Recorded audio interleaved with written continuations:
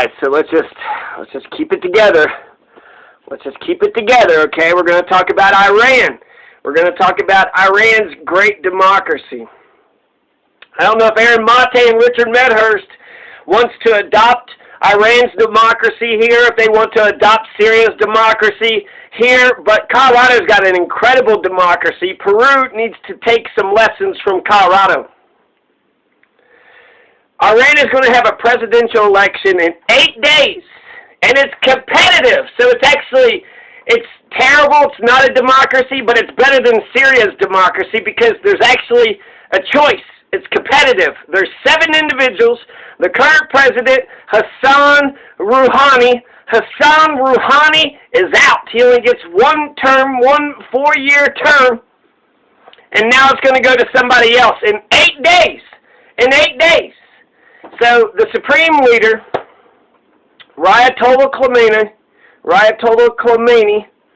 the supreme leader and the Guardian Council has absolute power. This is why Iran is not a democracy. The supreme leader and the Guardian Council has absolute power.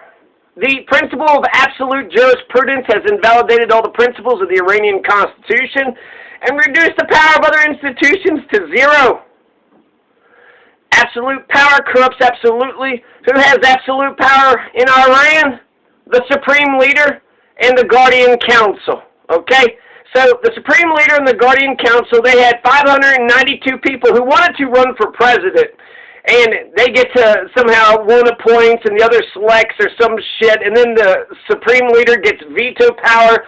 So the Supreme Leader, the Guardian Council, had about 600, a little bit less, 592, but 600 Iranians who applied to be president, but the Supreme Leader and the Guardian Council, they said no. No, we don't want 592 people to become president. In fact, we want 7. We're only going to accept 7 applications. Out of 600 people, they whittled all these candidates down to 7. No election, behind closed doors. Who the fuck are they? What was the goddamn criteria? Who is the Guardian Council? A bunch of 12 assholes, right? A bunch of legal experts, right? Half of them are supposed to be like regular people, and the other half are supposed to be like, but they're all a bunch of assholes. So you got the Supreme Leader, you got the Supreme Asshole, and then you got the Council of Assholes, right? You got the Supreme Leader, and then you got his 12 legal experts, the Guardian Council. And all these legal experts were appointed by the Supreme Leader, and it vets candidates for the office, has veto power over the legislation passed by Parliament. Guardian Council has a shit ton of power. The country's unelected Supreme Leader, the country's Guardian Council, vets presidential candidates, overturn the laws passed by Iran's legislature. They're even getting their own army. You got Iran's army, and then you got Iran's, revolutionary Guardian Council fucking army. So why is Iran not a democracy? Many motherfucking reasons, a lot of reasons. But for one, because you have a Supreme Leader and a Guardian Council that took 600 candidates and dwindled them down to 7 without any. That's the same thing that Syria did, but they went from 51 down to 3. This is fucking incredible. 592 down to 7. And they're all right-wingers. You got 5 hard-line right-wingers, and then you got 2 center-right or, not crazy far-right wingers, but a little bit. A little crazy. So Iran's a theocratic republic. It's a theocratic republic, right? So there's a problem right there. Do you have freedom of religion? Can an atheist walk around in Iran and just be like, you know what? There is no God. The God of Abraham's an evil, wicked piece of shit. Your belief in bullshit fairy tales makes me question. Are you an adult? Jesus Christ. Do you believe in science? What the fuck? Are you committed to goodness? Have you, said goodness is the way and the be, and you're committed, and you're going to be committed to the day that you die? Are you? Iran is a theocratic republic.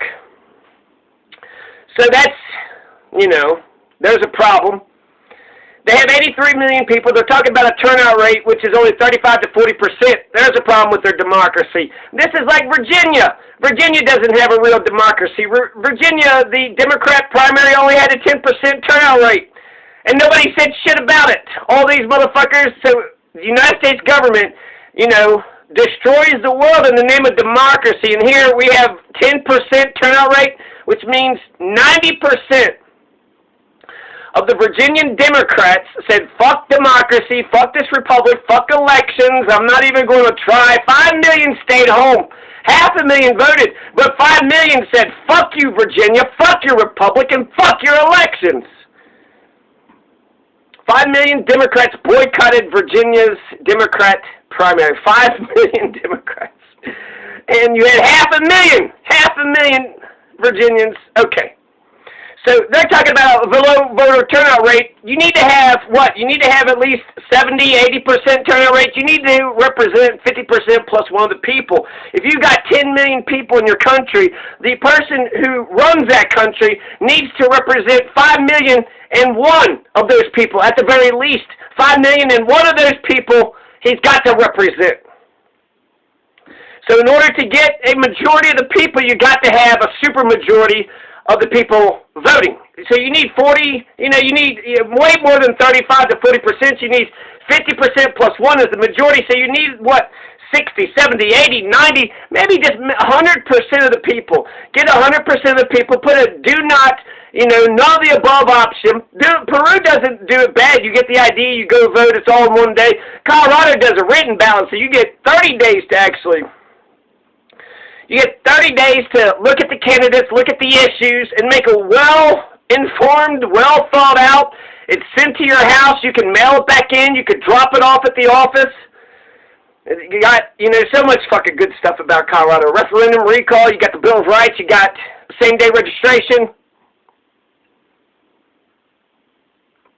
So the Virginia Democrat primary had a 10% turnout rate. They're going to have 35 to 40% turnout rate. You're not going to get a majority. You're not going to get a majority of the Iranian people to go out and go vote. But America accepts, 10% if one motherfucking Virginian went out there, if one Iranian went out there.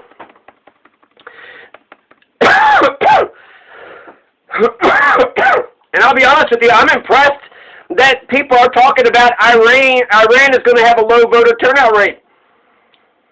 This is the president. This is actually Khomeini. So apparently even Khomeini, he expressed dissatisfaction with the disqualifications, which is what? Even the supreme leader had problems and the president had problems. The Guardian Council, it's like they got a mind of their own. They got a mind of their own. So Iran isn't a democracy because of the absolute power that the supreme leader and the Guardian Council has. Now, when it comes to their turnout rate, I'm impressed that they're talking about the turnout rate because nobody gave a shit about Virginia's 10% turnout rate, which means it's a, illegitimate election, right? That's bullshit. You need to have a redo. 10%, that's not enough. That's not enough. How are you going to say you represent the will of the majority? 10%? Do you know what a majority, 10% is not a majority. In spite of Iran having, a low voter turnout rate, the population of Iran is 83 million. 83 million. So Virginia, you had 500,000 people that's going to come out. Well, with 35 to 40% of 83 million, that means you're going to get 30 million to 40 million Iranians to come out to go vote. That's a low voter turnout rate, 30 to 40 million voters. We're only going to have 30 to 40 million voters. We didn't even crack 1 million for Virginia in the Democrat primary. We didn't even get, over 500,000 here, 30 to 40 million. That's, if it was 10%, if it was 10%, like in Virginia, that means 8.3 million would vote. But, we're actually getting like 3, 4, or 5 times the amount, that Virginia did. So, we'll go ahead and give Iran a pass on the low voter turnout rate. It's low, it's not great, it's not where it needs to be, but it's better than Virginia. And Syria, I'd say it's better than Syria, too, in terms of total amount of votes. 30 to 40 million voters, that's better than Peru. That's better than Colorado. That's okay. So you have President Hassan Rouhani, who's going to step down, but the supreme leader, he's always going to have power until he dies. You had two supreme leaders. You had Ayatollah Khomeini, and then you got another Khomeini. You see, you had the Ayatollah, but he's been dead and gone forever. I didn't know that. I thought the Khomeini still is the Ayatollah, but it's not. He died in 1989. The Khomeini that's been in there now, he's been in there since 1989 for 33 fucking years. So there's another reason why there's no democracy. The absolute dictator has been, you know, the fucking supreme leader for 3 years. He controls the military. He's the commander-in-chief. And there's a bunch of power. He's the head of state versus the head of government. So the president kind of works the day-to-day mechanizations of government, whereas the supreme leader is more like your Queen Elizabeth, just the face of the money and shit or what have you. But the first supreme leader was supreme leader for 10 years, and then the second supreme leader was a supreme leader for 3 years. 3 years. So the president gets whatever power he gets, but the supreme leader is the fucking supreme leader for goddamn life. And then the Guardian Council, they get to, you know, nullify and veto all this other shit.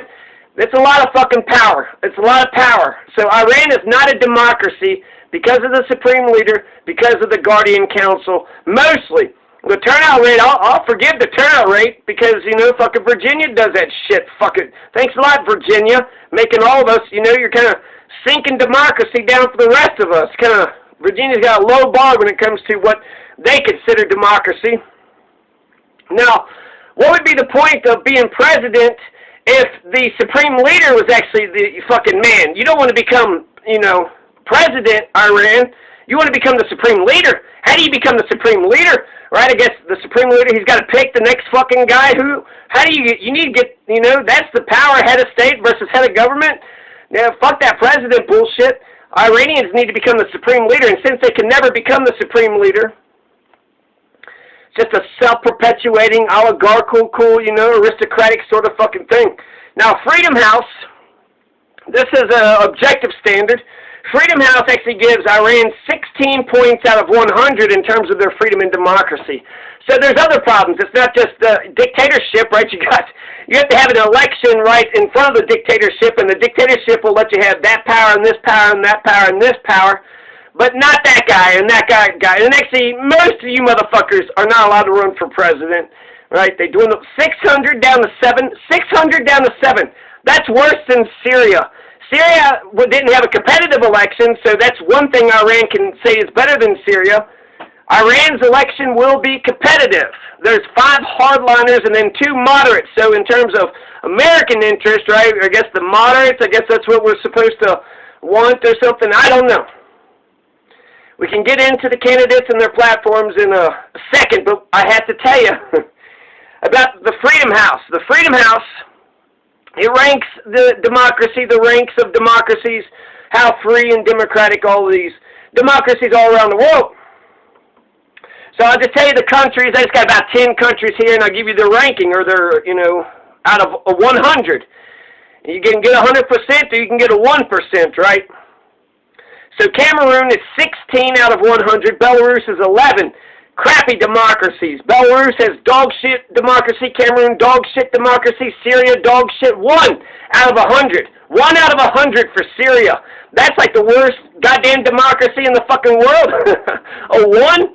Iran got 16 out of 100, so Iran's democracy is equivalent to Cameroon's democracy. Iran's democracy is better than Belarus's democracy, and Iran's democracy is better than Syria's democracy. 15 or 16 out of 100. Now, Peru gets 71 out of 100. Bolivia gets 66 out of 100. France, 90. Germany, 94. Russia, 20. And U.S., 83. So American democracy, you only get 83 points. That's B. You get a fucking B minus, motherfucker. How come your democracy is at a B minus level? Your democracy is shit, America. It's not the best out of this list. France had 90 and Germany had 94. Germany would be the best at democracy. According to Freedom House, 94 out of 100. Great at democracy. Germany's great at healthcare, great at socialism, great at unionization, great at workers' rights, great at capitalism. Jesus Christ, maybe we can get on the same page. It seems like Germany's got, you know, a nice focus there. Russia, 20 out of 100, right? France, 90. All this makes sense to me. Peru's got, you know, pretty good, partly free. U.S. is 83 out of 100. Peru is 71 out of 100. Bolivia is 66 out of 100. So Germany, France, and America have the three best democracies, and then Syria, Belarus, and Cameroon and Iran have the worst democracies. That's according to Freedom House. And they have a very extensive methodology asking about media freedoms and opposition parties and this and that and what the fuck ever. So it's objective. It's an objective, I don't know who's doing the fucking test or whatever, but the test itself is an objective test. Now the new president is going to replace Hassan Rouhani. Iran has only one-term, 4-year presidencies, and there's 7 candidates. Now, to compare and contrast a little bit, I've mentioned this, but, Freedom House says Iran doesn't really have much of a democracy at all, right? It's like they're with the worst of the worst. But there's some good things about Iran's democracy I was actually more impressed with. Syria it does look like it's absolutely so asymmetrical. It's just so fucking 95%. Goddamn. So that's how you made it look legitimate. Well, he didn't get 100%, so it's fair. Assad whittled 51 candidates down to 3, but Iran whittled 600 candidates down to 7. Now, Iran did it too, didn't do it enough because it's competitive, right? Assad whittled 51 down to 3 so he could stay in power. Now, Khomeini gets to stay in power no matter what. The supreme leader, his last name is still Khomeini. He's not an Ayatollah, and the first Ayatollah wasn't an Ayatollah. I think it's a title, but his name isn't. Anyways. The first Khomeini was in there for 10 years. The second Khomeini was in there for 33 years, and he's still in there. So that motherfucker, the supreme leader, still gets to be the supreme. He's actually the one that, the first Khomeini is the one that led the Iranian Revolution and then kicked out the Persian royalists that had been running Iran for 2,500 years, which is quite incredible, to be honest with you. So I can understand in the beginning why you'd want some hardline measures, but that was 1979, so that's 50-something years ago. So even though Iran whittled 600 down to 7, 7 is competitive. We don't know who's going to be the president of Iran. We knew exactly who the fuck is going to be president of Syria today, tomorrow, 50 years from now. It's going to be Assad's son or grandson. The Assads are going to run Syria forever and ever for, until 2100, 2200. There's going to be none of the Syrian people will ever become president because Assad, is the unilateral, asymmetrical dictator of that country. Now, Iran democracy is better than Syria's democracy. Freedom House agrees with me on this as well. Because there's actually, the direction of Iran can go 7 different ways. 7 very different ways. And so that's a choice. And so they're saying the turnout's going to be low, but 30 to 40 million voters, that's way better than Virginia. And it's better than Peru, and it's better than Colorado. It's better than a lot. 30 to 40 million people ain't no joke. So 30 to 40 million people come out and vote, fucking Joe Blow over Joe Schmo. Well, that says something. So let's see. Iran's democracy is better than Syria in terms of it being a competitive election. It's anybody's ball game. You got 7 candidates, and any one of them can win.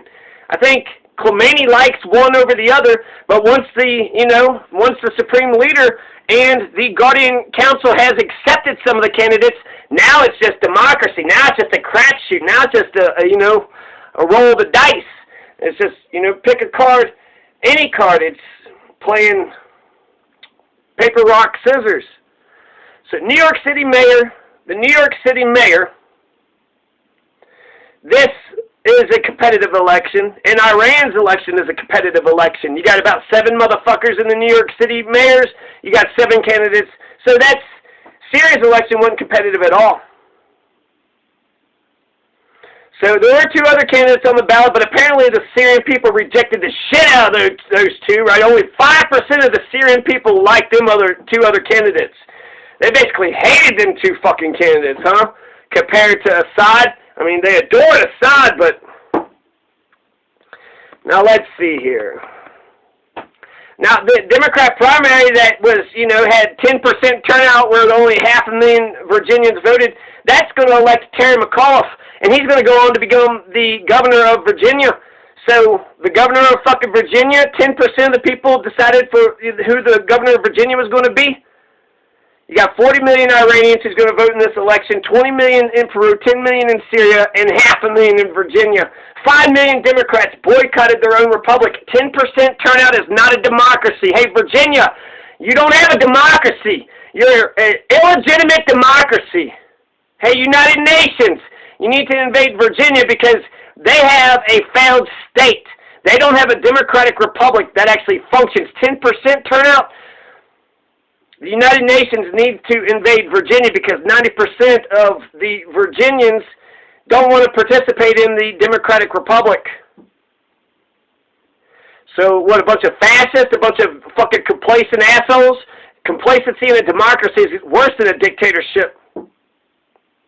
So in order to have a Democratic majority, you need 75, 80, 90% turnout rate. You need a turnout rate that's almost 100%, because you need to get 50% plus one of the people to pick one of the, one single candidate. So that way you can say that that one single candidate represents the majority of that country. So what's my conclusion? My conclusion is this.